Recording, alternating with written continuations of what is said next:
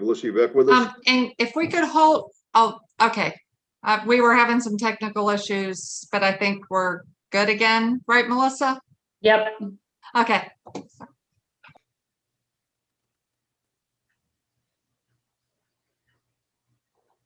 Okay, so we just had $30,000 in adjustments, primarily for the borings that came out of the street fund and also the motor vehicle fund. Correct. Any additional follow-up or questions on council on ordinance number 2021-4? Hearing none, since this is a public hearing at this point in time, we'll open the ordinance up to the audience. Does anyone in the audience have any comments for or against ordinance number 2021-4?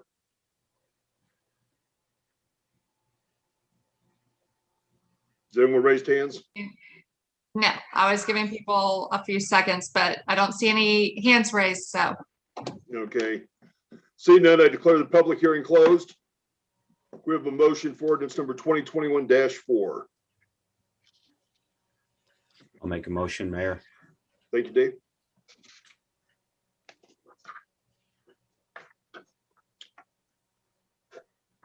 We have a second, please. I'll second. Thank you, Forrest.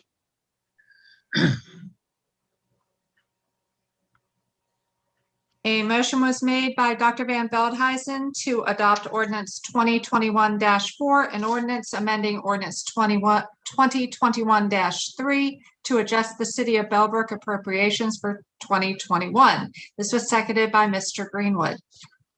Dr. Van Veldhuizen, Yes. Mr. Greenwood, Yes. Mr. Hoke, Yes. Mayor Schwaller. Yes. Thank you, Pam. We did have some introductions of ordinances on tonight's agenda. They have since been tabled for further review. So we'll move on to new business, and this is the portion that's going to appear in front of our resolutions only because we're going to talk about one of our resolutions. So that'll turn new business over to the city manager for the 2021 Greene County Municipal Grant. Okay, so in the 2 previous years, we had received funding from Greene County Commissioners by way of a municipal grant. So each of the years, they gave us specific things that we could use the money for. They had a formula in which they were disseminating the money, and they just gave the money out. So this year they decided to change it, and what they plan to do is to have everybody apply for a pot of $750,000. So what they did is they set up new parameters, and they listed eligible projects, project tiers for the various projects. And then they also have their criteria in which they will rank applications. So since this is being done a little bit differently this year, I want to make sure that council is on board with what we put in front of the county in terms of a project. So I did include in the packet the municipal grant application fact sheet. It's a 2-page document. And what they're going to do is there are a number of different eligible projects, including what would be of most interest to us would be like Main Street downtown improvements, public space improvements. And what I was thinking about for this is we could go for 2 different projects that we have been working on that would be lined up in enough time. So one thought is our sidewalk and crosswalk design that is currently with the engineers will be completed here on the 20th, I believe. And I believe that the county commissioners are meeting on the 22nd.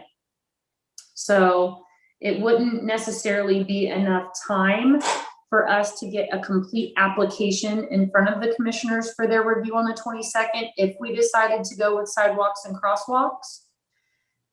So another option in order to be able to get our application in on time would be to put the downtown streetscape plan, if tonight we happen to award a firm with that contract, then we could put that project up in front of the county commissioners for their meeting on the 22nd. So I do have a resolution in tonight's packet that would enable us, if council wants to go that way, to be prepared for council to pass, and then I would be able to submit a full grant application to the county tomorrow.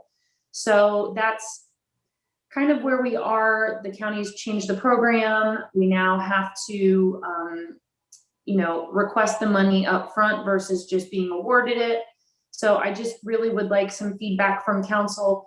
We would be able to go for possibly a higher dollar amount with our sidewalks and crosswalks, depending on how those projects look. I think that there were 9 projects that we were having our engineer cost out. So we could go for a higher dollar value if we chose to go that direction. But since that was work that we were already planning on anyways, and this streetscape plan is kind of a non-traditional expenditure for council, I thought that it would also be a good option to have the county help fund, since it's not something that we've traditionally done in the past. So I'm just looking for a little bit of guidance on that. If we go with the streetscape plan, I already have our application ready. Once the resolution is signed, I have everything ready to go. I could submit it tomorrow. If we want to go for the higher dollar amount with the sidewalks and crosswalks, I would not be able to get that in front of the county for their first review on the 22nd. So just kind of looking for some direction here before we move on to the next agenda item. Hey, Melissa, I'm sorry, what are the dollar amounts again for the 2 items that we're talking about? Just in kind of a range. I think the downtown proposal is in $30,000 range, give or take. Yes. The sidewalk proposal would be. Well, I don't have the dollar figure estimate for that yet, because they won't have that ready until the 20th, but it will likely be much more money to install those crosswalks and RFBs and everything than what that plan would cost. But that sidewalk crosswalk project, I've also been told by our engineer that we could go out for safety grant money from the state of Ohio. So we do have funding options with that one as well. Okay, but that one's going to be a complete installation versus the first one is just downtown streetscape. That's kind of a design and discussion and trying to identify what to do. Okay. Yes. And your preference would be obviously to go with the streetscape for downtown and save the sidewalks?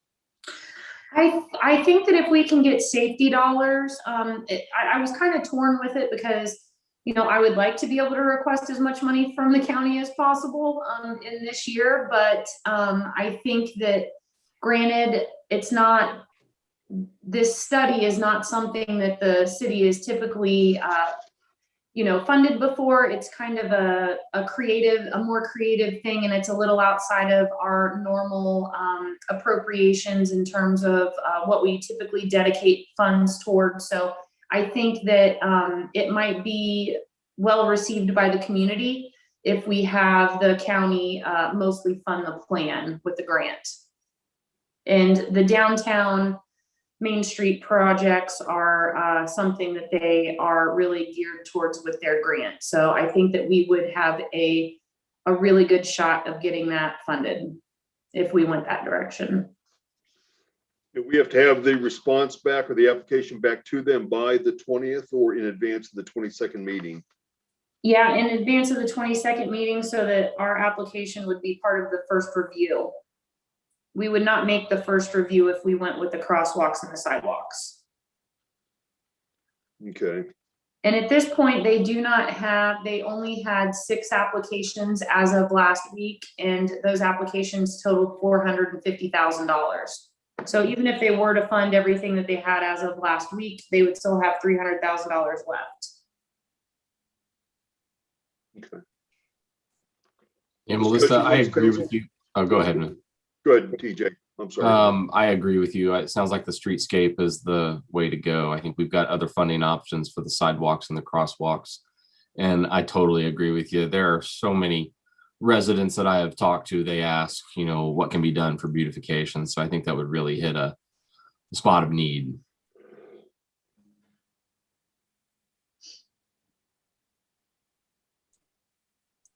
And I have gathered, as part of the application, you have to gather letters of support. So I was proactive in that I got letters of support from the township, the school district, the Chamber of Commerce, Dots, Connor and Co., and Grace and Love Cake. So I did get a number of support letters for a downtown streetscape plan from some pretty key organizations within the community and businesses. So I was pretty excited about that. So it looks like the maximum we would get would be just $20,000. Am I reading this correct? Well, in the resolution, they said that they really want to see people match. So I went 75-25 with that. So that would be let's see. Let me find I it. was just looking at their project here, as they say, 20,000 for due diligence and development studies plans, and then up to 100,000 for Main Street projects. I don't know if those were combined or those were both separate items. So I did clarify, because I was worried about that very same thing. I said, so it is a plan, but it is also related to the Main Street. And they said this is very discretionary, and that we would be eligible for more than that $20,000 since it is a Main Street geared project. So right now with a 25-75 match, it would be $88.75 to the city and $25,125 to the county. Okay.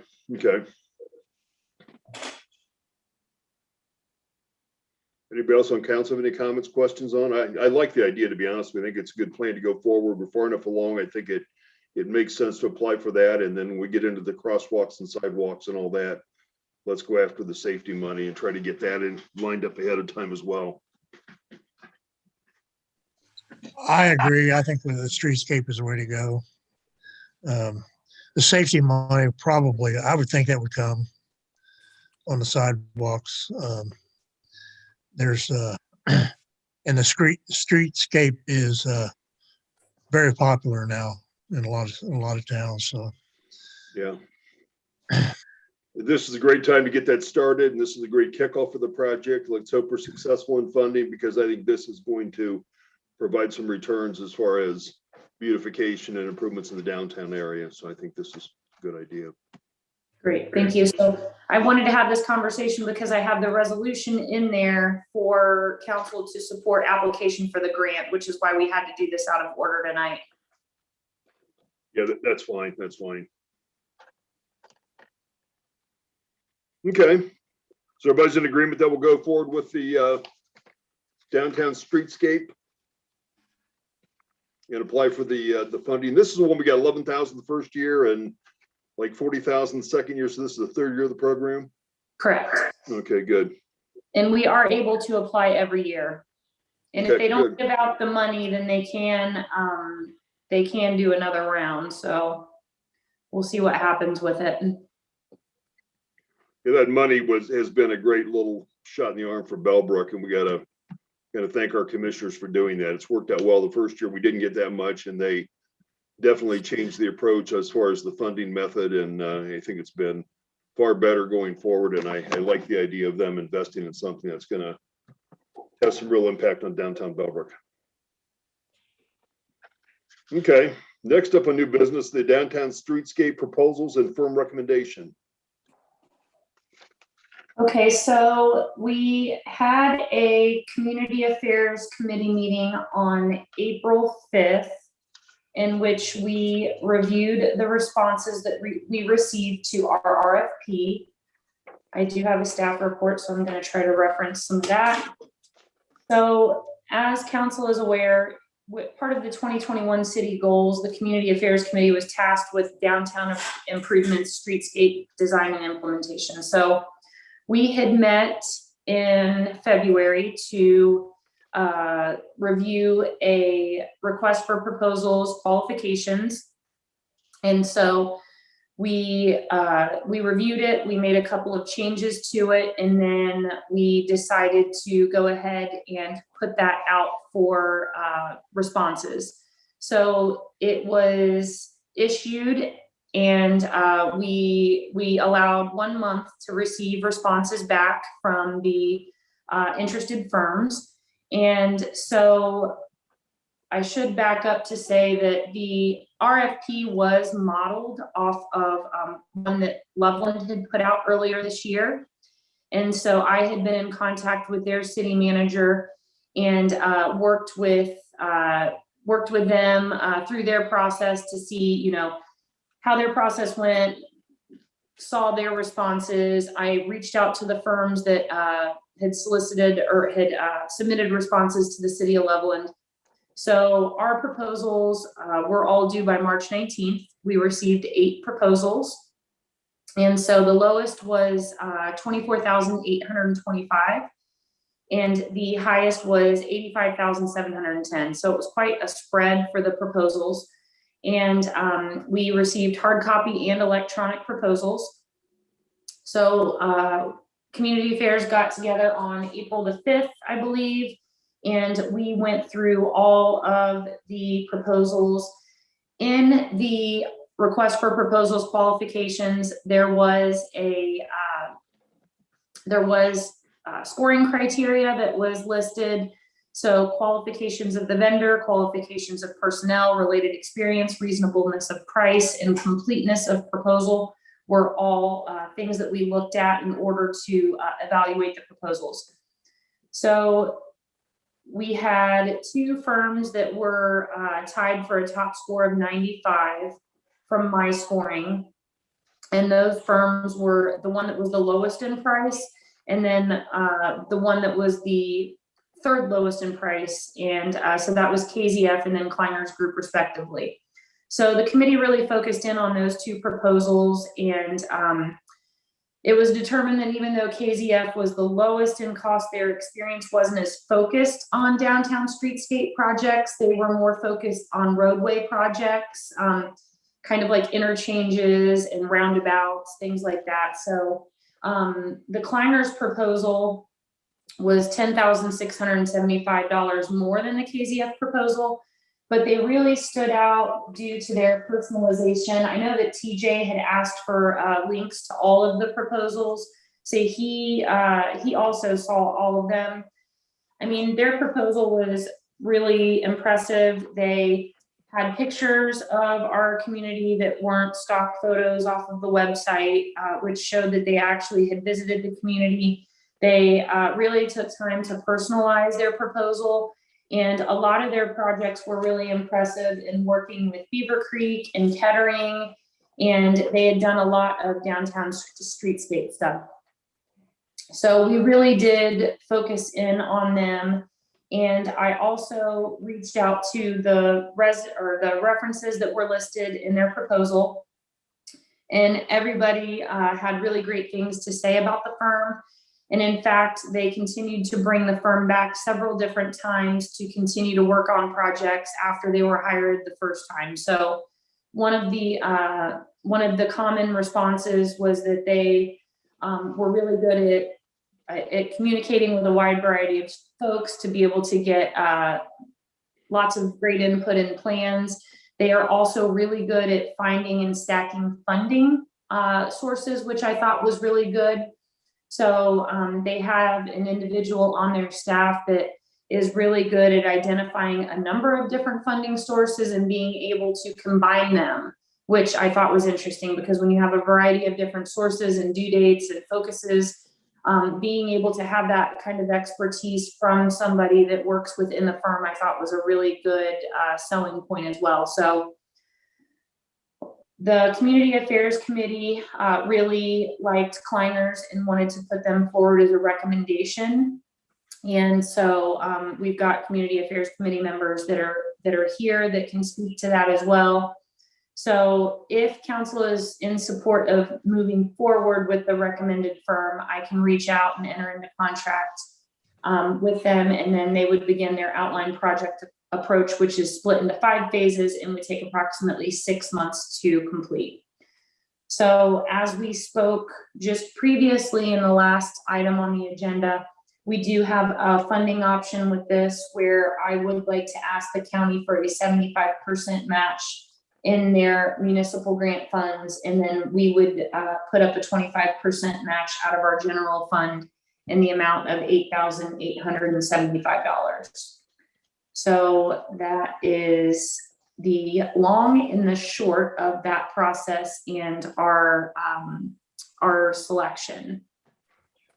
So if anybody else from Community Affairs would like to add any of their input, that would be appreciated. Or if I covered it all, that's great too.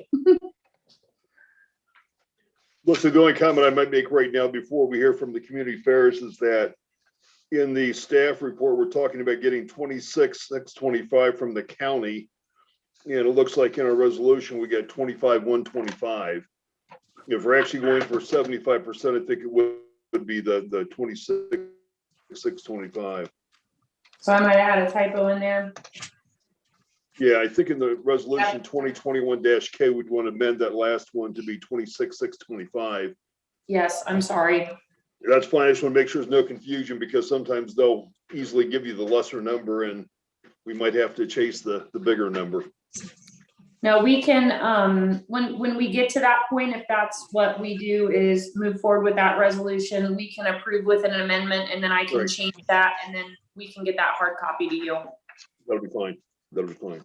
I think I left the $500 off of the 35,500. Any discussion from anybody on the Community Affairs Committee? We talked a lot about it and we were all very happy with Kleinger's. Good, good. Yeah, I just Represent- Go ahead. wanted to add, I'm not on Community Affairs, but I'm nosy. I did review the proposals independently of anybody else. And when I saw the recommendation, I agreed. I came to the same conclusion. It was a proposal that definitely said that they had actually looked at Bellbrook. All the proposals were very thorough and professional and well done. It just the Kleiners stood out as they've examined Bellbrook, and I think they have a little bit of a head start going into the project. Appreciate the feedback. Thanks. Mhm. Anyone else?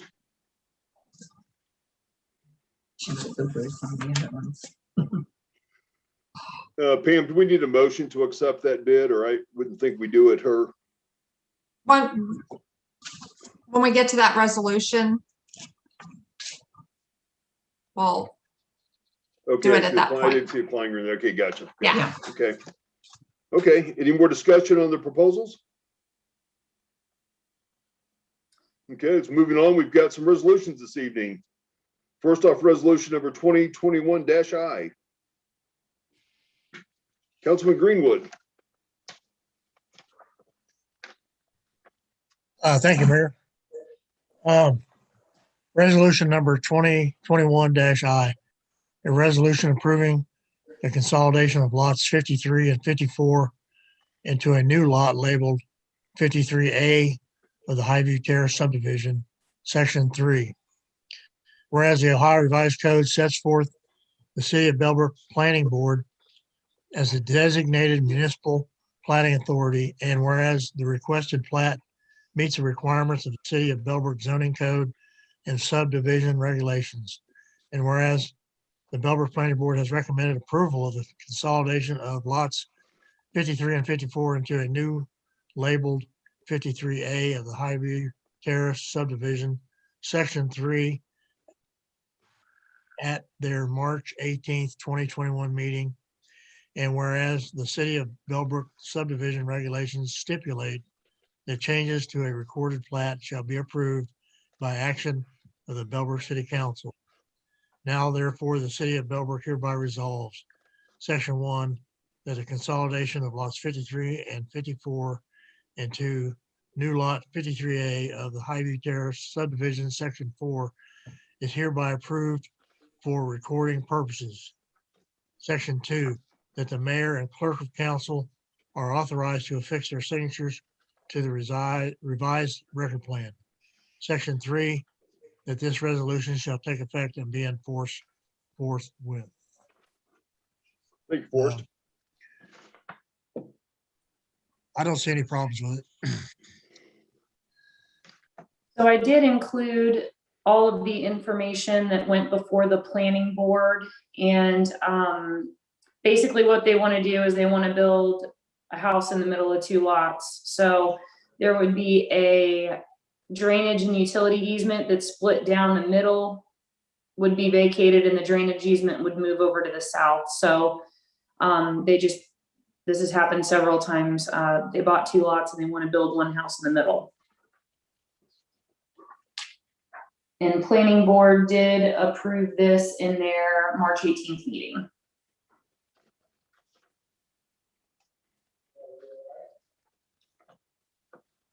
Is there any comments or questions on resolution 2021-I? Hearing none, can we have a motion, please? Yes, Mayor, I'd like to make a motion to adopt resolution number 2021-I. Thank you. Can I have a second? I'll second it. Thank you. Sorry, TJ.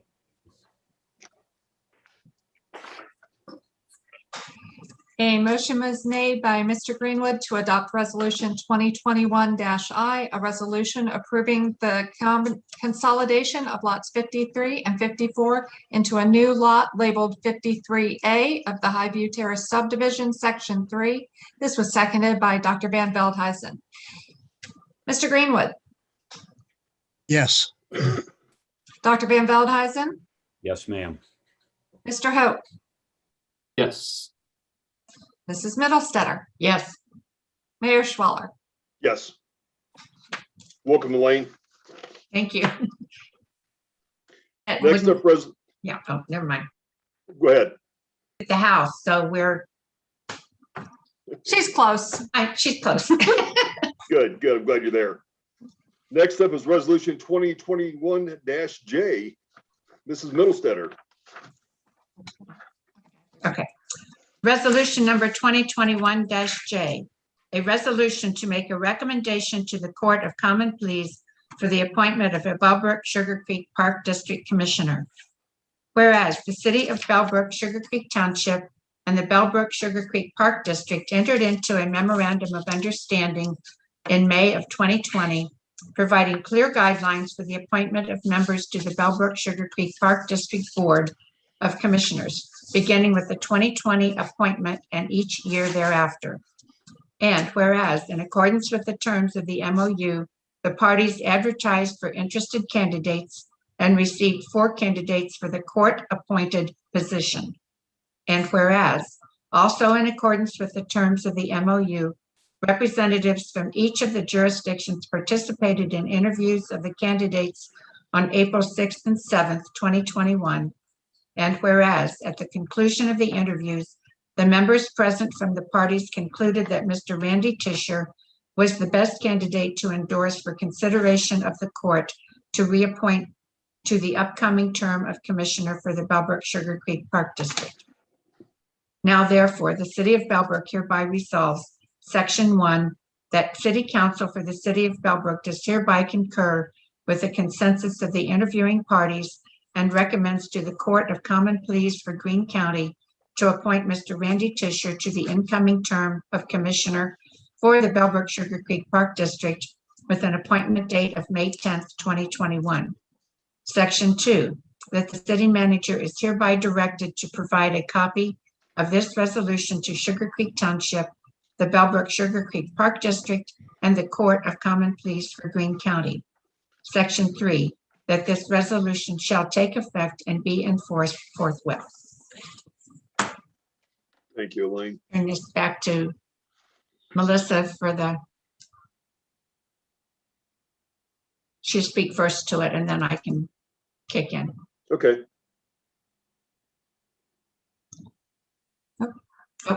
You're on mute. Sorry, I swore I hit it. I was gonna try to do a screen share of just something that I thought was really neat, but it's not letting me do it. So I do want to give a little bit of history on just the Parks District as a whole and just kind of how we got to where we are today. So I did a lot of digging through a lot of old stuff today to come up with this, just to educate everybody on just kind of the situation and why we're doing what we're doing, which this is actually the second time that we've done this. But back in July of 1970, a petition was filed with Sugar Creek Township to organize a parks district under Ohio Revised Code Section 511. The petition was granted by the Greene County Court of Common Pleas and established the Sugar Creek Township Park District August 25th, 1970. In 1983, the Sugar Creek Township Park District was changed to the Bellbrook Sugar Creek Park District pursuant to ORC 511. And I found an old annual report from the Parks District that was dated December 31st, 1983. And I'm going to read verbatim something that came out of that annual report, which was the same year that it became the Bellbrook Sugar Creek Park District, which I think is interesting. So everything that I'm going to read is verbatim out of that report. The City of Bellbrook Park Board, 5 members, and the Sugar Creek Township Park District, 3 members, unanimously agreed that both boards could accomplish more if they were united as one. The 2 boards united under the governing rules of a township park district provided by 511 of the Ohio Revised Code. The City of Bellbrook and the Sugar Creek Township trustees both fully supported the union. Countless hours were spent on the bylaws written to provide internal working continuity within the new park district. The bylaws included an organization chart, which was what I was trying to show, and I couldn't, so I will share that with anybody that would like to see it. The bylaws included an organization chart and election procedure for equal representation for the complete area within our control. The park district unanimously agreed to be called the Bellbrook Sugar Creek Park District. The city and township both supported the new name, and on August 26, 1983, the Common Pleas Court ordered the name to be changed. This was excellent timing for the upcoming election in November on our 0.4 mill levy, which failed by 66 votes, but they considered that a win because the last one failed by 600 votes. So that was just a quick fact. So just for some historical knowledge, which I thought was interesting, in 1983, when it was combined, the park district operated on a $9,502 in revenues, and they had $5,311 in expenses. Mhm. They operated 6 parks. So this is going to be some historical trivia for some of you. They operated Sackett Wright, Bellbrook, Patricus, Ryan, Carriage by the Lake, and McGee Parks. So the bylaws that were in place at that time outlined that there shall be 3 commissioners residing in the city of Bellbrook or Sugar Creek Township, with at least 1 from the incorporated city of Bellbrook and 1 from the unincorporated area of Sugar Creek Township. Members shall be elected in October and take office January 1st of the following year. Members will serve 3-year terms. So in 2017, the bylaws were changed and they were abbreviated, and they removed the provision of residency for the commissioners. So in the summer of 2020, an MOU was executed by the Parks District, the township, and the city to reinstate the residency requirement, affording representation of both the city and the township. The city passed resolution 2020-I to authorize the city manager to act as a signatory on the MOU. So that's how we got to where we are today. So in 2020, clearly we were in the middle of the pandemic. One of the changes is that now the commissioners are placed, I think it's the 2nd or 3rd Monday of the month of May. So it used to be October, and then they started in January, I believe, if I had that right, from what I just read off. So at some point, it also changed their appointment. So the MOU worked to make sure that the city had representation, because it did not currently, and that the township would have representation, and that we would be involved, 2 representatives from each entity, in order to receive applications, review them, and conduct interviews. So each entity could make their own recommendation, if they so choose, to the Court of Common Pleas. So the Court of Common Pleas is who has the ultimate say, if you will, in who it is that is selected as the commissioner to serve a 3-year term. So if the township, the parks, and the city all wanted somebody different, then the courts would take that information. They may have their own interviews, and they may select their own individual. So last year we had interviews, and we all agreed, which was great, on a gentleman that lives in Bellbrook named Michael Johnson. And so he is the newest commissioner that was added last year as a result of the MOU.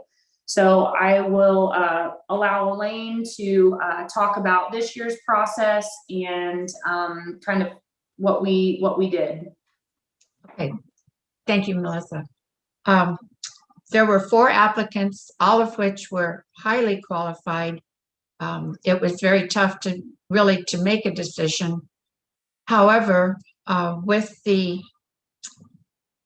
situation with a brand new commissioner, not even a year old, the 3rd commissioner is in very poor health and will likely, for sure, not reapply for next year. If we looked at all of the people and realized that if we appointed another new person, that the board would be comprised of brand new people with absolutely no history or continuity experience coming along. Mr. Tischer has been an excellent commissioner. He's highly respected by Mr. Stewart, who is the director of the Parks District. And in light of all those circumstances, we elected to reappoint or recommend reappointment of Mr. Tischer, so that there would be continuity for the organization as a whole. We realize that there are folks in the community who have their own desires and agendas for what they'd like to see the Park District do. As always, there's not enough money to go around to make everything happen. But the experience and organizational history is important for any organization. And Mr. Tischer is the one who has that. So for this year, and in these particular circumstances, we took all that into account and decided that he would still be the best one to recommend for this year's appointment. And it's basically putting him back in the same seat that he has held for 18 years.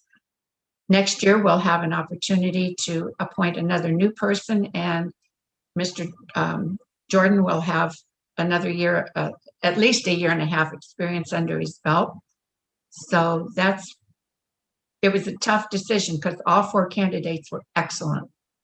And that was the background on why we made that decision, for the benefit of the Parks District as a whole, not for any particular, just making all new people, which has its own problems. So that's why we made that decision. And Elaine had said in the motion that this is a consensus, that this was everyone's choice, or were there people that Yes. dissented from it? No, we all, Unanimous. it was the unanimous decision. Okay, thanks. If I may, Mayor, ask a question, because I'm going to have more. Elaine, if I may, Sure. again, when you're saying consensus, this is consensus of the Bellbrook representatives and the Sugar Creek Township representatives, everyone involved in this. Yes, it was unanimous of all the folks who interviewed. It was unanimous.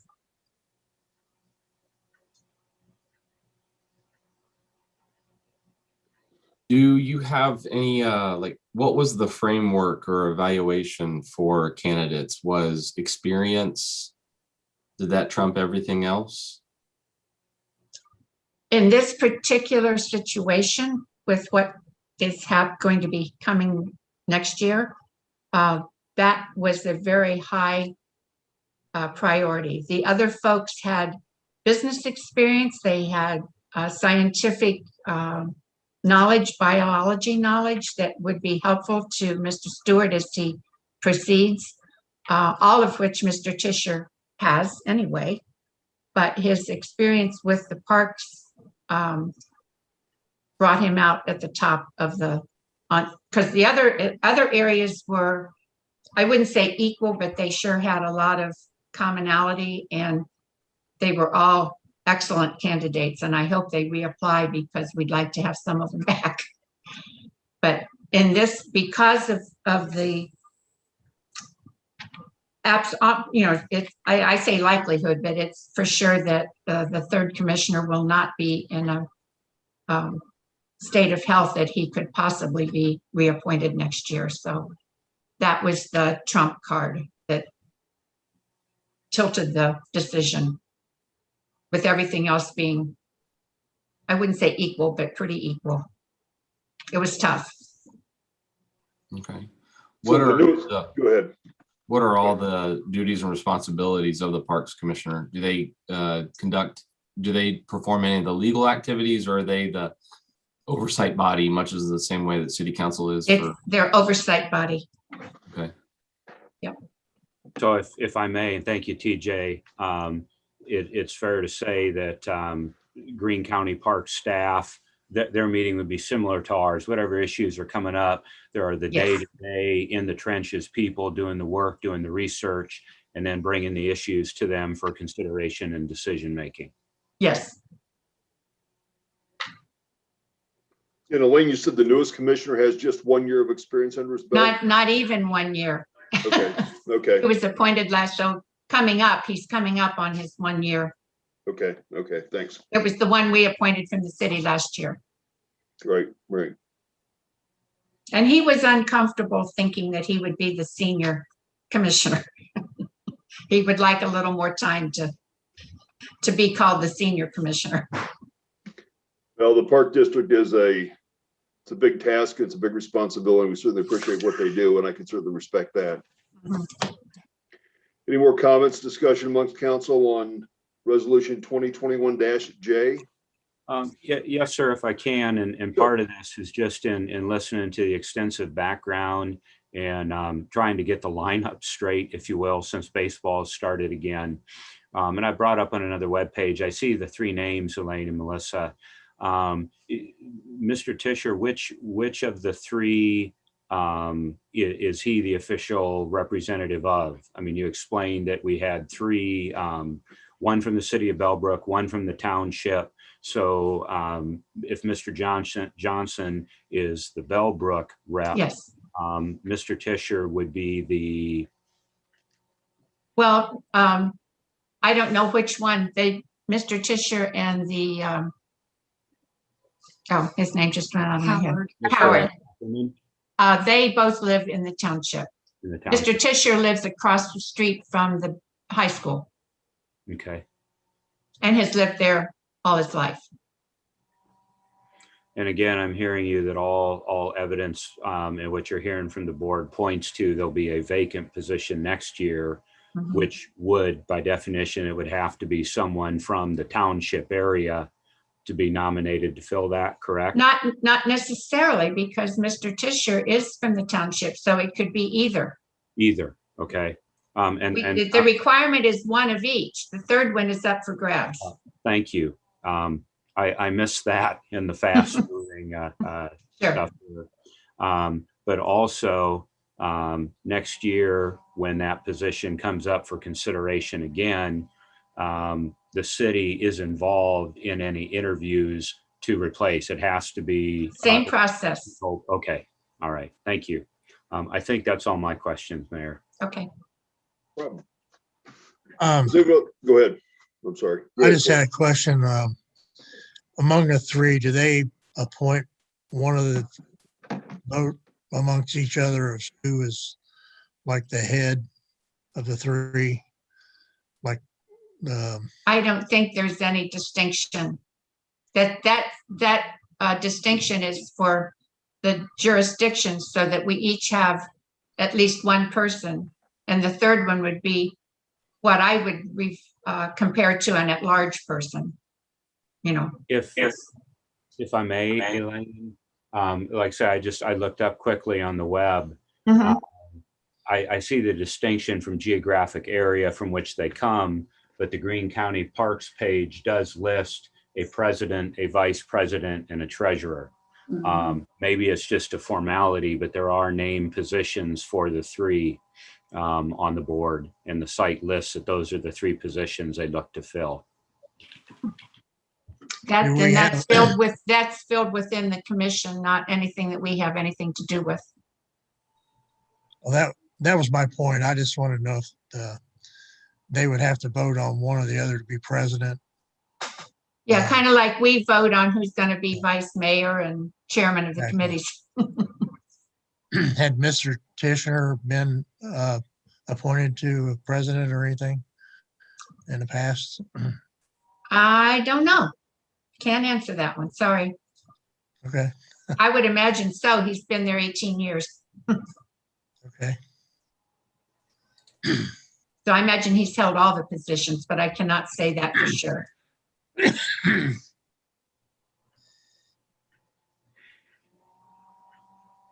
Anybody else? I did want to just comment that although I wasn't involved in any of the reviews, I do see it as an opportunity for a new direction. I'm currently a parent of children involved in a lot of activities and sports. And I will say some of the Bellbrook facilities, now I'm sure they had unique constraints, but the Bellbrook's parks are deficient relative to our surrounding communities. And while I don't have anything personally against any of or anyone that campaigned for a position, I do see an opportunity to go in a new direction, provide some maybe new focus on maybe improving facilities, not just trying to position for future growth. That was my thoughts, my two cents. And I know there were a number of letters sent into City Council too. And Pamela, did one of those, were they to be read? Oh, I'm not on mute. Sorry, I passed those along, but resolutions don't usually get a public hearing, so that would be something that would usually have been discussed prior to reading of the resolution and a vote. So I passed those along, but they would not be read at the meeting. I would like to respond to that in somewhat. The Park Commission is very aware of all of the different needs and desires of the residents and the fact that they would like to have more recreational facilities. It all boils down to the same old thing, money. They operate with 5 full-time people and 5 part-time people. And in the summer, they have some part-time staff to take care of over 700 acres. When you start adding hardscape and recreational facilities, the cost per each of those facilities escalates a lot. And unless the residents are willing to pony up some more tax money to pay for those recreational facilities, they have to kind of walk a tightrope balance between being able to grab natural areas and open space when it becomes available before it's all built up, and provide the recreational facilities that everybody would like to have. Some of our surrounding communities have a much larger budget and a much larger workforce to maintain and operate those facilities. So we discussed that. It was a big topic of conversation. But we can't have it all. So they have to balance it as best they can with the resources that are available. And there's extenuating circumstances on some things that you have to work out and see how it works. But they are very aware that the citizens want more recreational facilities. But, oh, yeah. So, I mean, they did do Patricus Park.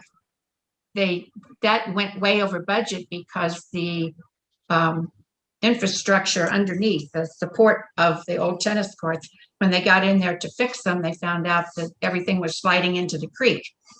So they had to spend a lot more on that than was originally budgeted, but they converted it into pickleball courts, which are being used extensively, a lot more than actually the tennis courts were. So they are aware of that and they're keeping their fingers on it. They just have to be able to pay for it because they can't go into deficit spending on it.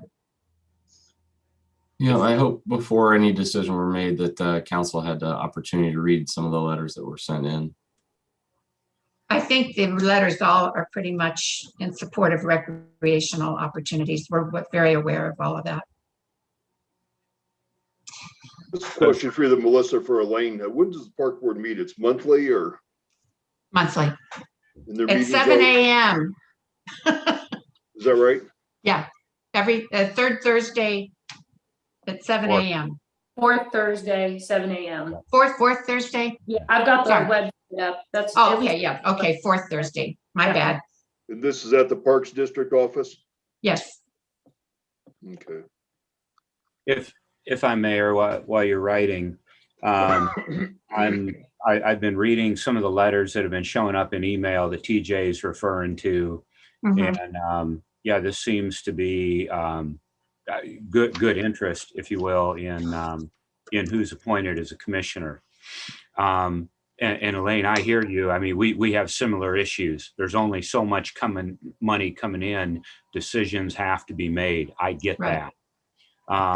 I also, in all this, realize that we as a council voted our trust in you and Melissa, if you will, to go and be part of that interview process. Mhm. And to me, part of that trust is you were there, you talked to all the people. Yes. So I am inclined from the get-go to accept your all's recommendation, simply from we've talked about it, we all couldn't be there, and I trust you all to give me a unbiased and factual report on what you found. I guess with all this and reading some of the letters, if our residents have an issue with the park district, it seems to me that just like they could show up with a city issue at the city council meeting, we're discovering here the fourth Thursday of every month at 7 a.m. They are free, I presume, to show up at the community center and bring their issues to the group of commissioners, correct? Right.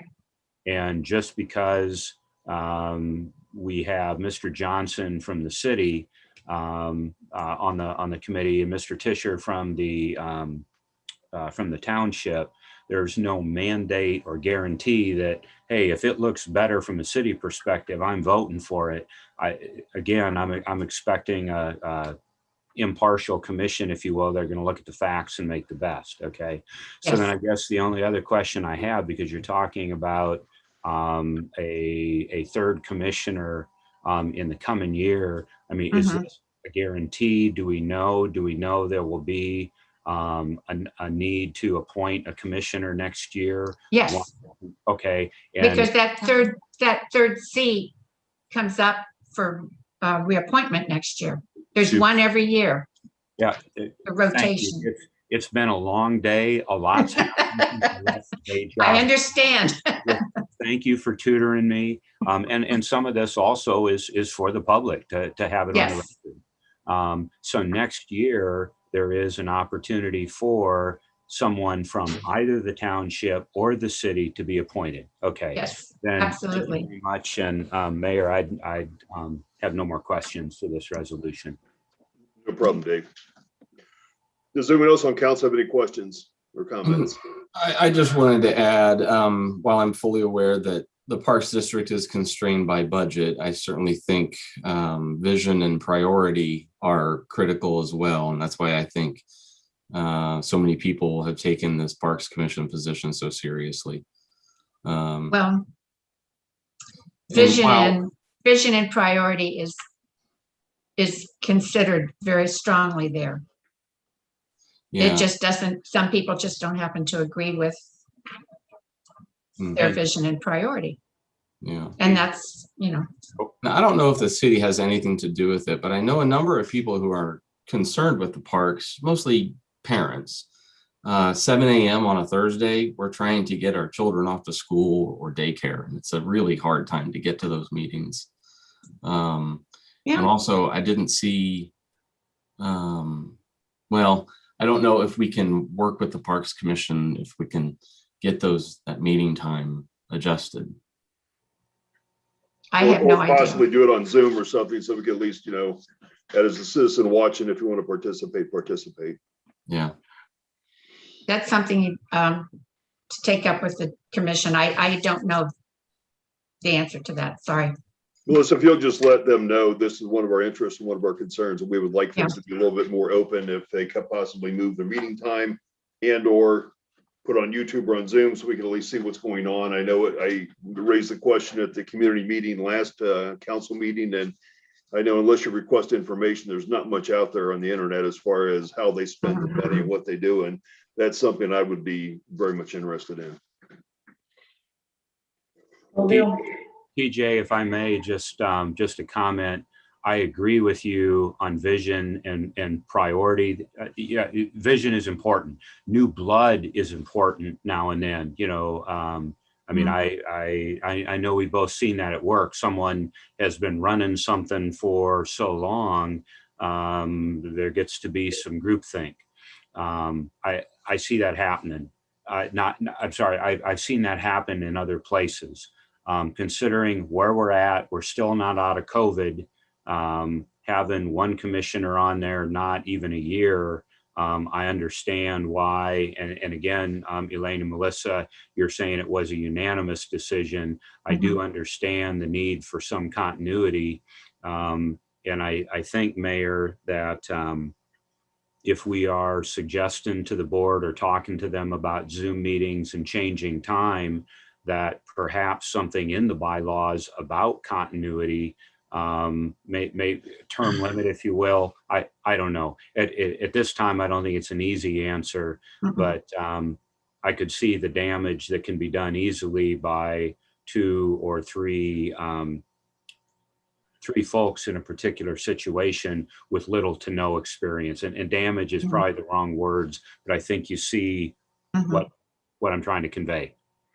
I think in a different circumstance, we likely would have looked for new blood.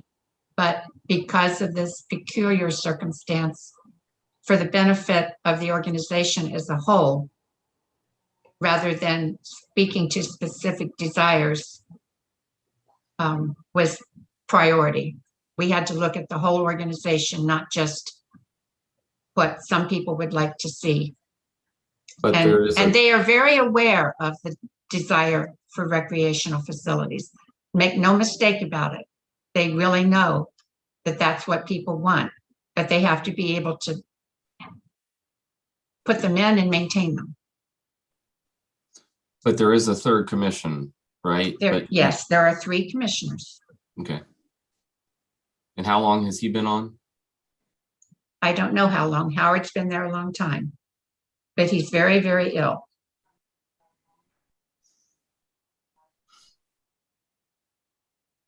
Any more discussion? I'd just like to make note that tonight, our job basically is to make sure process was adhered to. We did nominate Yes. Elaine and Melissa to go to the meeting, discuss. I know we rely on Elaine and their group to do a lot of our recommendations for people. She has a lot of experience, so I respect her decision. And I think she's done a very good job of explaining the process and why it happened. And at this point, looking at what we have to do is make sure that process was accomplished, and I think it was. Mhm. And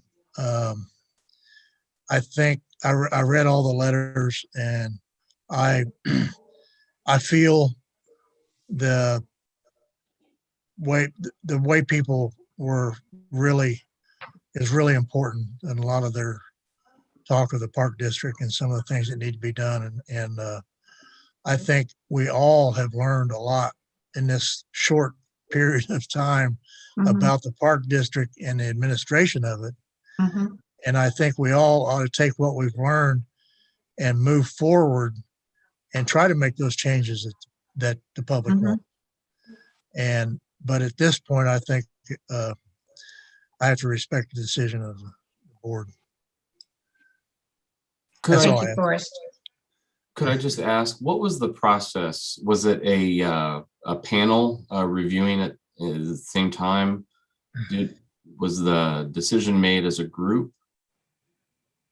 The process was we interviewed 4 candidates, one at a time, as on Zoom with all of us there at the same time. So it was similar to when we would interview for the appointments to our boards. Everyone who was on the panel interviewed everyone. It wasn't piecemeal. So all the people, 2 from each jurisdiction, interviewed each person, each of the 4, and then we collaborated back and forth about each of those individuals and the need of the organization as a whole in this particular circumstance. And that's the conclusion we came to. So there wasn't any, these guys talked to these and these talked here. No, everybody talked to everybody. So when the decision was being made, people were talking together as one group? The entire panel that interviewed talked as a group. Yes.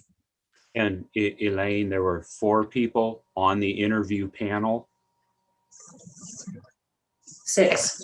6. Okay. 6. Of course, so 6. Yeah. Of you. Okay. Oh, thank you. So was the Parks District was on that panel as well? Yes. Was there, okay. Do you feel any one person or any one group dominated the selection, or was it equal parts? I felt it was quite equal. We all participated. Nobody was quiet. Let's put it that way. Actually, the parks gave their recommendation last because Yeah. they were silent, and I specifically said, how do you guys feel, after we all Yeah. spoke up from Yeah. the township and the city. Yes, thank you. I forgot that, but that's right. They spoke last. Melissa, this is the same process we did when Mike Johnson was appointed. Correct, and Mike Johnson was Yes. there. Okay. So I'm just going to end. While I totally respect the process and the work that you guys have done, I am going to side with residents of Bellbrook on this. That's where I've got to go. Your choice. Any more discussion? Elaine, thank you for attending the interviews with the city manager. And I think as part of community affairs, you obviously have extensive experience interviewing. I know that everyone who's on our boards pretty much goes through community affairs. So you guys get a lot of at-bats for that. Yeah, we sure do. So thanks a lot. Any more question or discussion? We have a motion regarding resolution 2021-J. I move that we put into vote resolution number 2021-J. Thank you. Can I have a second? I'll second. Thank you. A motion was made by Mrs. Middlestetter to adopt resolution 2021-J, a resolution to make a recommendation to the Court of Common Pleas for the appointment of incoming Bellbrook Sugar Creek Park District Commissioner. This was seconded by Dr. Van Veldhuizen. Mrs. Middlestetter, Yes. Dr. Van Veldhuizen, Yes. Yes. Mr. Hope, No. Mr. Greenwood, yes, Mayor Schwaller. Yes. Thank you, Pam. Next up, resolution 2021-K. This again is set up for Deputy Mayor Edwards. If we get someone else read the resolution in his absence. I can do that if you give me just a sec, Mayor. Thank you. We'll take you up on it. All right. Going And there back. will be a change to the amount, Dr. Dave, in the fifth whereas. So I don't know how, Pam, you handle that typically, but I just wanted to make sure that everybody remembered that. All right. How about the fifth whereas, after I read it, I'll pause then. Pam, please break in if for some chance I'm reading the wrong one. This is the only resolution 2021-K that I saw in the notes. Yes. Is that all right with everybody? Go ahead. All right. Yeah, go ahead. I'm not looking at you. You have to say something. I'm looking at the resolution. So Yes. City of Bellbrook, resolution number 2021-K, a resolution authorizing the city manager to submit an application for a municipal grant to the Greene County Board of County Commissioners. Whereas the City of Bellbrook has adopted its comprehensive plan, which outlines the interest in enhancing the downtown area to promote walkability, pedestrian access, and safety. And whereas the City of Bellbrook has issued a request for proposals and qualifications to solicit proposals from firms to create a downtown streetscape design plan to accomplish the aforementioned goal of the city's comprehensive plan. And whereas the City of Bellbrook reviewed the proposals and has selected the Kleingers Group to complete the downtown streetscape design plan for $35,000. And whereas the City of Bellbrook wishes to commit a match of 25% toward the project costs, or $8,875. And whereas the City of Bellbrook wishes to submit the downtown streetscape design plan to the Board of County Commissioners for application for the 2021 municipal grant for the remaining 75% of the project costs, which are, Pam? $26,625. All right, thank you. So that number. Now therefore, the City of Bellbrook hereby resolves, Section 1, the city manager is hereby authorized to submit an application to the Board of County Commissioners for the downtown streetscape design plan project as detailed above. Section 2, that this resolution shall take effect and be enforced immediately upon adoption. That's the end of the reading, Mayor. Thank you, Dr. Dave.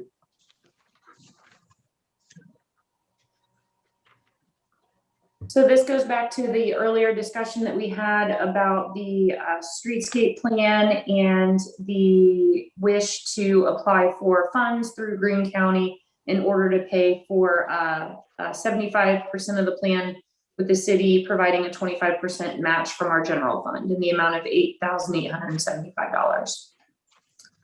And if council approves the resolution, I will have the application ready to submit tomorrow, and the county will review it at their meeting on April 22nd. Any questions of council on resolution 2021-K? We have a motion, please. I'll make a motion. Thank you. In a second. Second it. Thank you. All right, a motion was made by Dr. Van Veldhuizen to adopt resolution 2021-K, a resolution authorizing the city manager to submit an application for a municipal grant through the Greene County Board of County Commissioners with the correction of the 75% of the projected cost to be changed from $25,125 to $26,625. And this was seconded by Mrs. Middlestetter. Dr. Van Veldhuizen, Yes. Mrs. Middlestetter, Yes. Mr. Hope, Yes. Mr. Greenwood, yes, Mayor Schwaller. Yes, thank you, Pam. We have no old business. We do have a city manager report.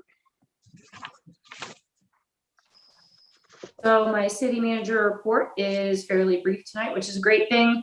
All city buildings reopened to the public on Monday, April 5th. We do ask that folks that are wishing to do business with the city are still encouraged to do so remotely when possible. We'd already touched on the Little Sugar Creek borings when we did the supplemental appropriations.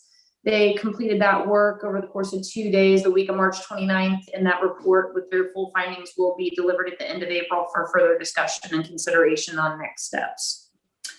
Sidewalk, crosswalk, traffic signal upgrades, we touched on that as well. Ryan and I met with LJB, who's working on the design and estimates for those additional sidewalk and crosswalk upgrades.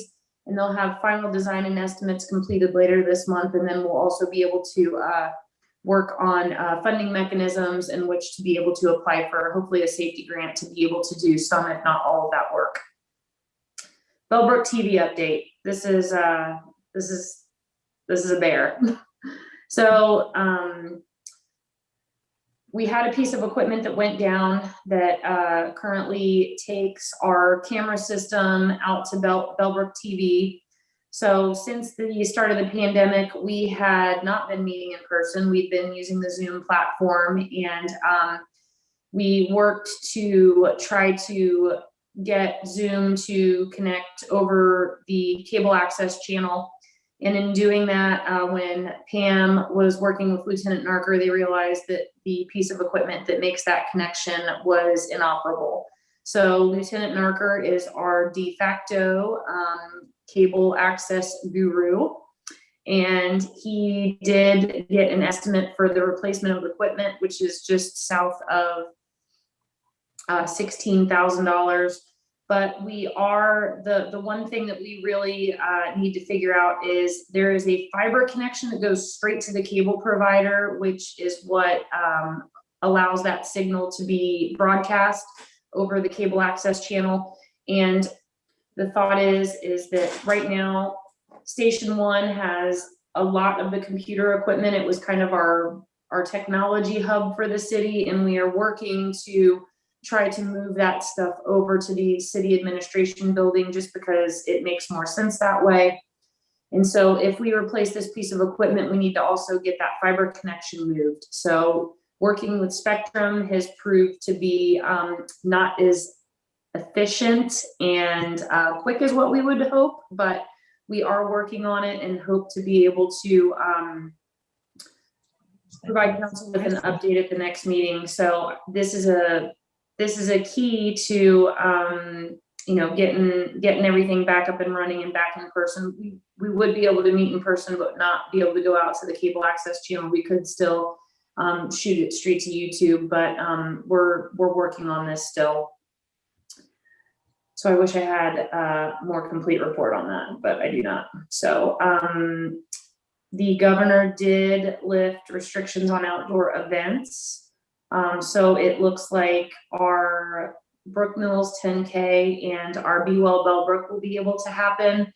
We're still very cautious in case things change, but it is looking much more positively. So that event will be Saturday, August 21st. Registration is open for the 10K race. There's also a 1K kids fun run that's associated with that as well. So you can go to brookmills10k.com to register. Last year it sold out. So if you're interested, make sure that you get in early. And everybody gets a finisher's medal and a really nice technical long sleeve shirt, which is really nice. So we're hoping for good weather, a great event, and for things to get back to normal with being able to get the community together again in a safe way. So that's it for my city manager update. Have questions of the city manager? Thank you, Melissa. Moving on, committee reports, service. Thank you, Mayor. Service Department is asking people to have an awareness Open. of storm drains. Post If for if you OVRA. have one clogged, if you can unclog it, unclog it. If it's something that you can't, call it into the Service Department. Anything like brush piles in a creek or something like that that you think might be blocking water. Since the bridge blowout, we need to have be aware of all that stuff. And that's all I have. Thank you, Forrest. Safety. Yeah, just a brief summary of COVID numbers at the state level. There was a slight uptick in late March heading into April, but things look to be leveling out. Don't take my advice, I'm just a councilman, but we're close to the finish line. Don't be stupid. That is all I have. Still working on some information on tornado sirens. A community member had reached out to me and I need to circle back, but I don't have anything official yet. So still working. And then we will also look to set up quarterly meetings for the safety committee. Still looking at dates for those, but it'll be obviously probably pushed out until June for our next one. That's all I got. Thank you. Thanks, TJ. Finance and audit. I know Nick's not here tonight. Dr. Dave, any comments from the Finance and Audit Committee? Not that I know of. I think we got a fraud report from the auditor. I presume we all had to fill out a questionnaire, which is pretty simple, and send back to them. And I know that we also have our Ohio Ethics Commission financial disclosure statements due May 15th or May 17th, or it's upcoming anyway. So if you have any questions, give me a call on that. Okay, Elaine, anything else on community affairs? Just that we have 2 applicants for the Old Village Review Board vacancy, and we will be scheduling interviews for those 2 people. Thank you. Clerk update. Great. I think there was just a couple of things. So the March board updates, what happened in March with our different boards.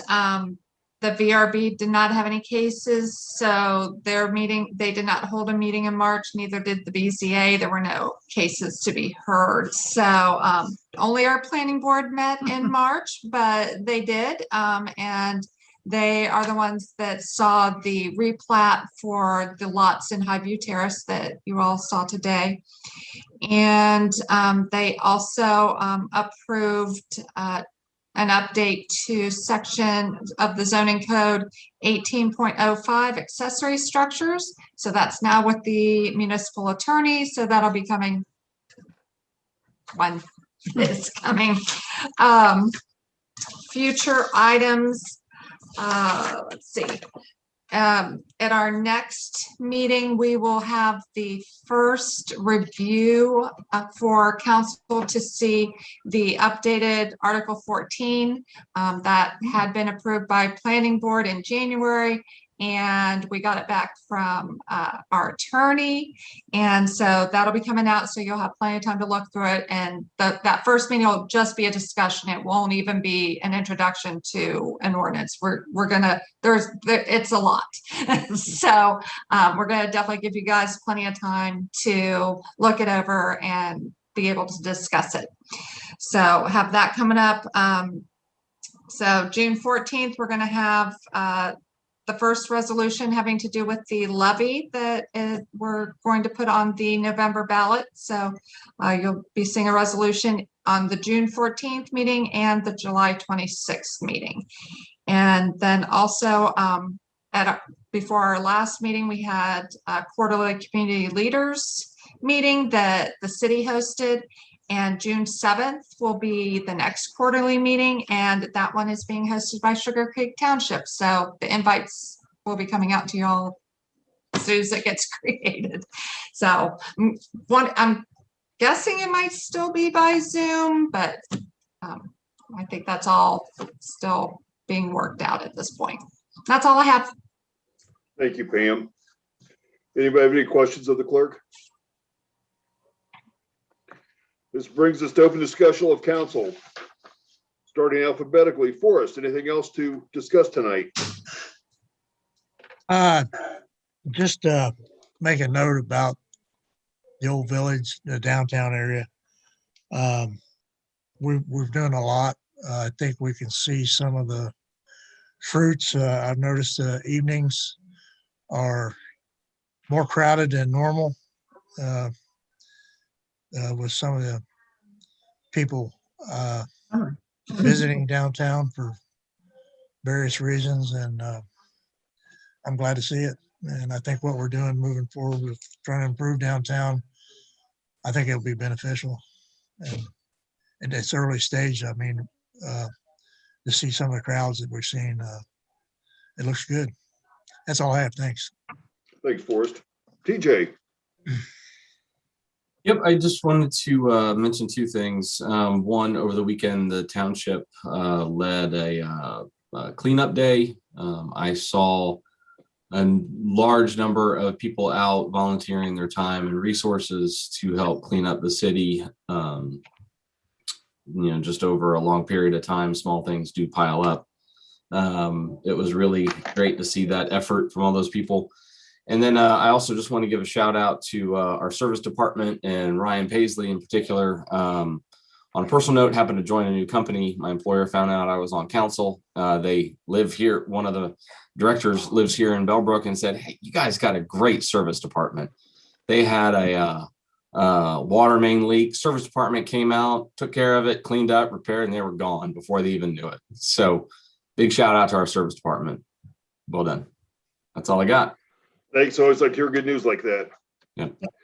Elaine. I want to add one thing that extremely important that I forgot to mention about the Parks Commission. Most of the acquisition of new land has been done with Clean Ohio grants. Those grants are not available for recreational facilities.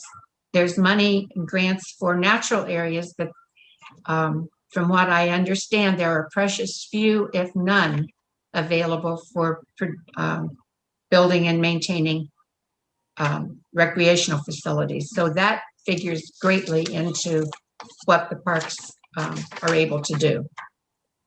Because it's not tax money, it's grant money that's buying a lot of the open space.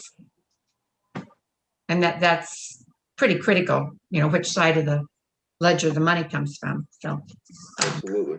yeah, I had forgotten that. That was a pretty important point. That's all. Thanks, Elaine. Dr. Dave. Well, just a couple of things. I've got a couple notes on my high-tech napkin here. TJ, I appreciate you singing out because in my walking and running, I often see the service department and I see them doing just what you're saying. Show up, fix a problem, they're gone, always waving, smiling, representing the city well. Same for the police. I'll stop, talk to them sometimes when they're parked waiting on perhaps a speeder to go by, and seeing that their workload is not insignificant in the crime watch reports that we're getting every week. Many of the unemployment fraud, other issues that they face. I appreciate them doing what they're doing. And I have often noticed that a good job is, somebody's doing a good job when you don't hear much out of them. And then it's just kind of easy to forget that they're there doing that. So I do sing out to the police force also. Melissa and Elaine, thank you for doing that interviewing and representing us.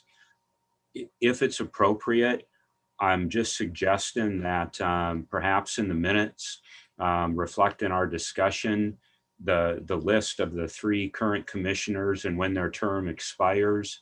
And as we were talking about what the people on the Parks District Commission do off their site, I think, Melissa, you had it pulled up too. There is a job description that for citizens, if I was ever part of the interview process, that's something I'd go to see what are they supposed to be doing? Have they been doing it? Can you do that in the future? If it's appropriate to put that in the minutes, just suggesting we do that. I will second Elaine's comment about pickleball. I had faintly heard of it. Since I live just up the hill from those courts, I can tell you this spring, I think I can claim I have seen more people on the pickleball courts than I have on the tennis courts that were there since 2008. So I would say a whole lot of use, tennis courts being used, and just I didn't realize the extent of the issues they ran into. It's just a pleasure to see it being used, people down there. And then the last thing I have is just mentioning where I live on Hill Rise. Several of my neighbors, our property backs up to what was Sans Souci, and several of my neighbors, well, what's going to happen? Well, I don't know. Let's get our crystal ball out. I just bring that up from there is interest. And I guess, Melissa, I'm looking to you as the city manager, but my assumption is it's private property and it's for sale. And it's going to be bought, and it might be bought by someone who wishes to keep it private property. It might be bought by someone who wishes to develop it for some reason. It may not be bought. So that's kind of the span of possibilities. And I leave that as a question mark. Is there any, you're shaking your head, so yeah.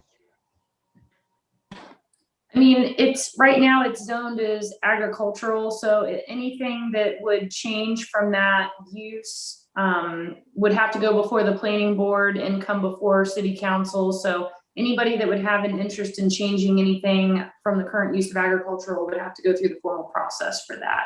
So hopefully that's answering your question. We have not been approached, but it's currently zoned agricultural. Super, I appreciate it. It does answer the question of trying to give an informative, factual answer to people, beyond the let's all pull out the crystal ball. So some obvious, some of government I'm still learning. So thank you for affirming. And Mayor, you've probably heard more from me tonight than you have in the last 3 or 4 meetings. So that's it for me tonight. Thank you, sir. Always appreciate it. Thanks. Melissa, we've only got 2 tracts of land in the city that are zoned agricultural, correct? Though we had 1 parcel behind the bellhop back there that was agricultural. Yeah, there's one back there. So there might be one up kind of your way. Okay. I feel like there might be one up on the opposite side of Maine, but so I'm not 100% sure, but you're right about the one over there behind bellhop too. Yeah. Okay. I don't have any additional comments for this evening, but I know we have some people in the audience. Pamela, has anybody raised their hand to speak? If so, please present your name and address, and you have 3 minutes. Right. The first person to raise their hand, I'm going to say it says Steve Baldinger, and I am, oh, there we go. All right, good evening, council. Can everybody hear me? Yes, Steve, go ahead. Yes. Excellent. As you know, I'm Stephen Baldinger, 1982 North Sheffield Drive, and I'm here to speak on the topic of tornado sirens. I emailed Councilman Hoke after I listened to the 3rd March safety meeting, and just have a couple of things that I want to bring up. I know I spoke to 4 current members of the council in 2019 after the Memorial Day tornado events.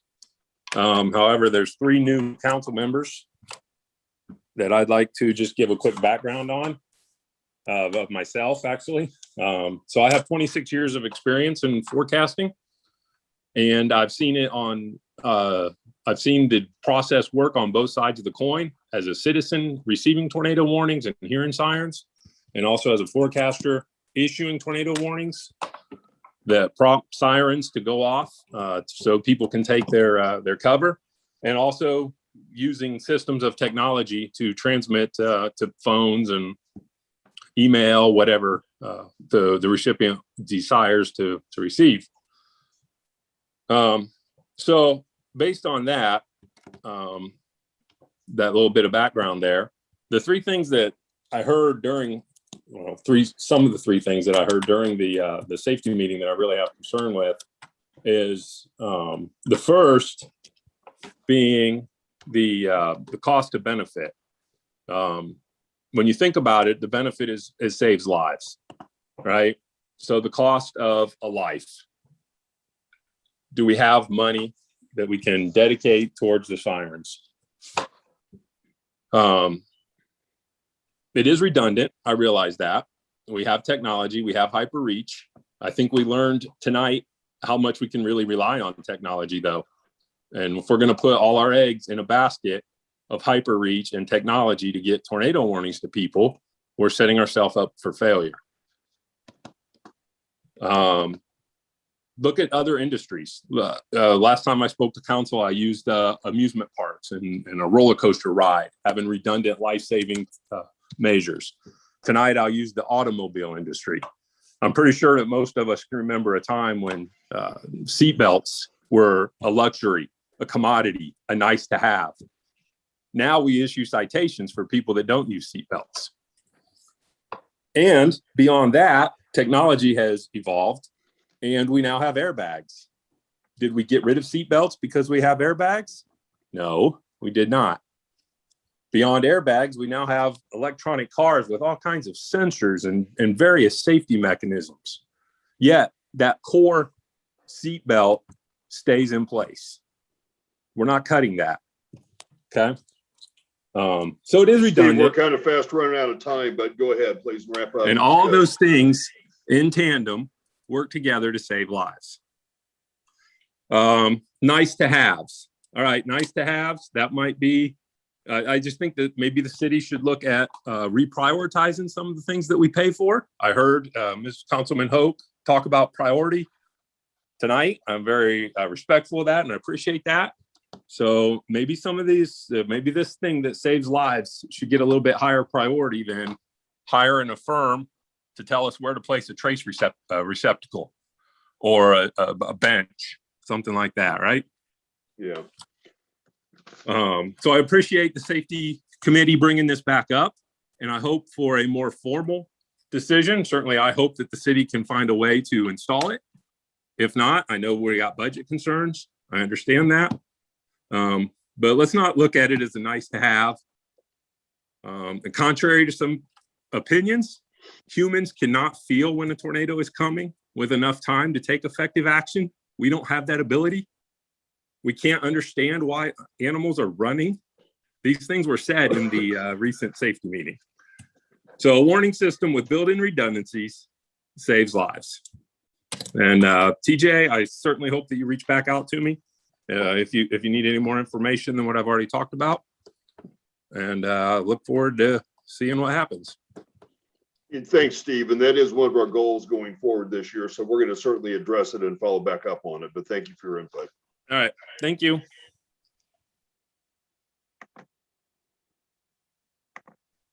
And I have, looks like Dan Dirksen would like to speak. Oh, I gotta let him. Mr. Dirksen, can you hear us? I can hear you guys. Can you hear me? Okay, yes, you're good. You have 3 minutes. Please start with your name and address. Okay, thanks council for the opportunity. Dan Dirksen, 21 South Main Street, Bellbrook. Mhm. Regarding the commissioner and the athletic facilities in and around Bellbrook, Elaine, I would have to disagree with you. Oh, I was rushed. I think a lot of the community would certainly like to see some new blood. Yeah. And we would not mind if their kids, it might help if their kids were in programs, sports programs. Yeah, she was there. Yeah, So- she was. We still have somebody, Steve is still Sorry. on hot audio. He muted. Okay. Sorry about that. That's okay. Think I'm good? You're good now. Yes. Oh, okay. Good, Dan. Sure. Yeah, a lot of the community would like to see new blood in the park commissioners' positions. And parents with kids in the programs would be the perfect park commissioner. We all understand money's tight, We have an agenda. but the kids play on the same fields that I played on in the 70s. Nothing's changed. Yeah, so it's really a concern over the lack of advancement in our athletic facilities. And I don't think none of the school teams and none of the Lions Club teams are playing too much pickleball either. I have 2 letters. The first one is from myself, lifelong resident, born and raised. Great place to live, but the athletic equipment, as I watch my daughter play sports, is not up to par with surrounding communities. I know this is information you've already heard. Specifics, you have 19 baseball and t-ball teams that share 6 grass fields. You have 5 softball teams who share the middle school skin softball field.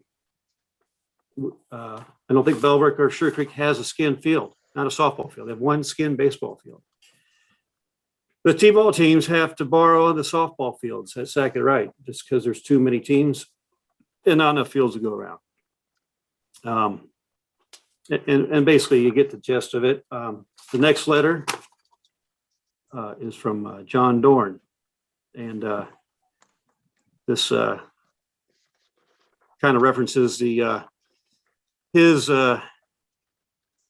pursuit with the Lions Club to develop the land up on the corner towards Waynesville.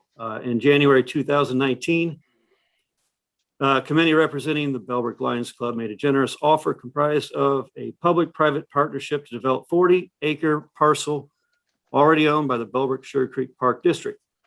This included entry roads, driveways, and baseball, softball fields to give our local youth an opportunity to play ball without the risks of yearly floods. This development would be the first new or improved sports facility for youth in our community for over 30 years, and would give our local players a facility that would at least compare to our outside competition's fields. Now, our facility is currently ranked last among our surrounding area communities' facilities. Now, after 10 months of hard work with the committee, the project was rejected by the Park District. During this time, we presented the project to both the city and township in public meetings. Although our presentation was received well, not one official offered any type of assistance with the project in any form. Throughout engaging with the Park District commissioners, it was discovered the city of Bellbrook had not been represented on the park board for nearly 10 years. This after the city graciously deeded over several park properties to the Park District. After Common Pleas court involvement, a city resident was installed as one of the 3 park commissioners. Now, a year later, the selection process recently interviewed 3 new citizens that desire the vacant park commissioner's position. One of these applicants is a lifelong resident of the area with, among many other qualifications, an MBA from OSU, and more importantly, a strong love for his community and kids in the program. And now, from what I understand, the city has decided to reappoint the very one commissioner that was partly responsible for the decision to intentionally exclude the city's representation and reject the free ball field initiative for our youth sports. With all the unbelievable things happening in the world today, the lack of sheer common sense has now reached our local community governments. Sincerely disappointed, John Dorn and myself. So the to push the ball down the, or kick the can down the road because the commissioner who's not in good health may not re-enlist for another term seems not a very good reason. You know, if we went the right person, we should have picked the right person this time. And the right Okay, person is Thanks, not a Dan. lifelonger, somebody Yeah. preferably new and with a little more energy.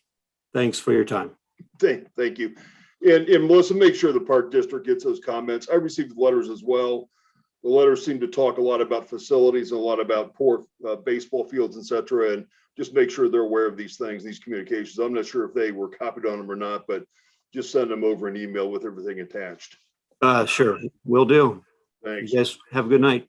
Thank you. Anyone else in the viewing audience?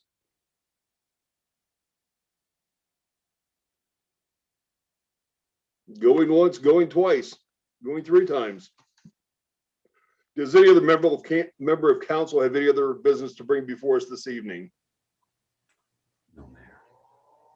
Seeing none, I declare this meeting adjourned. Thank you.